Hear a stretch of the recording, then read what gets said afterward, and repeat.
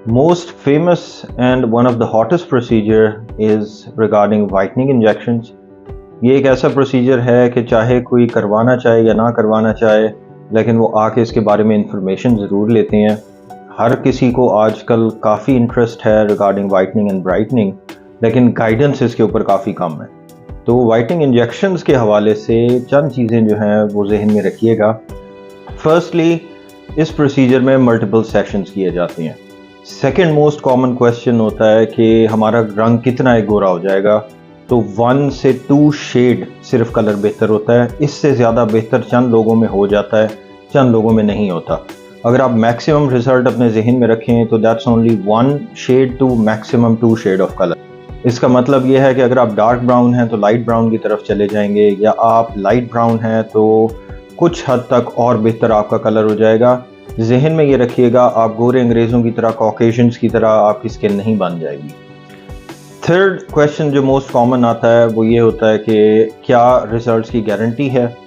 तो इसमें किसी किस्म की रिजल्ट्स की गारंटी इसलिए नहीं होती कि whitening injections depend upon your rate of metabolism, they depend upon your routine, they depend upon your skin type, और बहुत सारे और वेरिएबल्स हैं जिनको काउंट करना बहुत मुश्किल होता है, और उस लिहाज से आपको कोई सही तरीके से बताना कि आप में कितना एक फ़र्क आएगा, ये हमारे लिए बहुत मुश्किल होता है। फोर्थ जो मोस्ट कॉमन क्वेश्चन आता है कि इसके साइड इफ़ेक्ट्स क्या हैं। तो basically glutathione is an antioxidant therapy.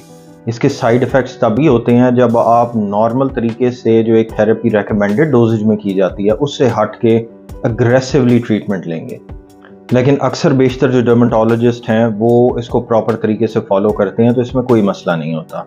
Fifth question ये होता है कि क्या हमें कोई टेस्ट करवाने की ज़रूरत है।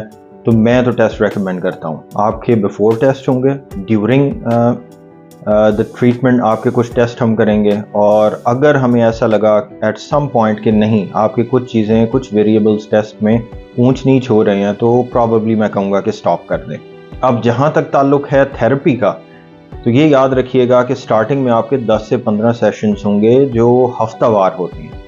ये 10-15 सेशन ख़त्म होने के बाद फिर आप बूस्टर या टॉप अप डोज पे चले जाते हैं, जो कि बहुत लंबे अरसे तक या लाइफ लॉन्ग चलता है, टू मेंटेन द कलर जो कि आपने अचीव कर लिया है।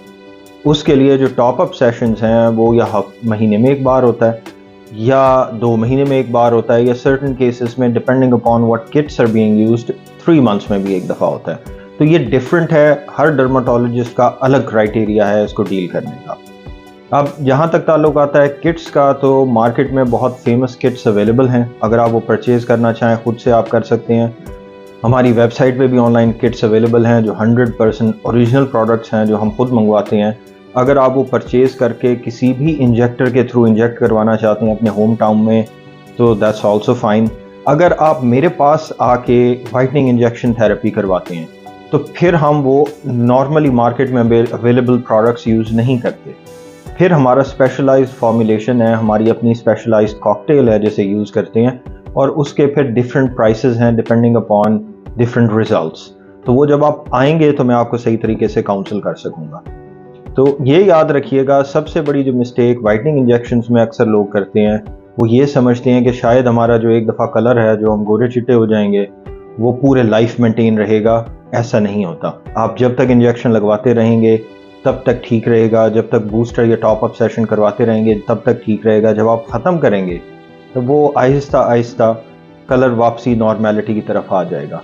एक और जो मिसकंसेप्शन है वो गोरेपन को लेके है कि लोग समझते हैं शायद हम गोरे अंग्रेज़ों की तरह वाइट हो जाएंगे, तो ये भी पॉसिबल नहीं हो। जैसे मैंने वजाहत की कि 1 से 2 शेड्स कलर के बेहतर होते हैं।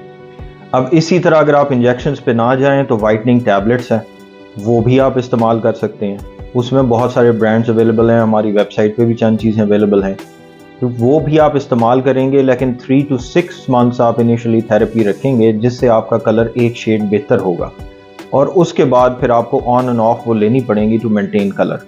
वो फिर हम प्रॉपर गाइडेंस तब देते हैं जब आप कोई चीज़ परचेज़ करते हैं या फिर आप मेरे पास कंसल्टेशन के लिए आते हैं।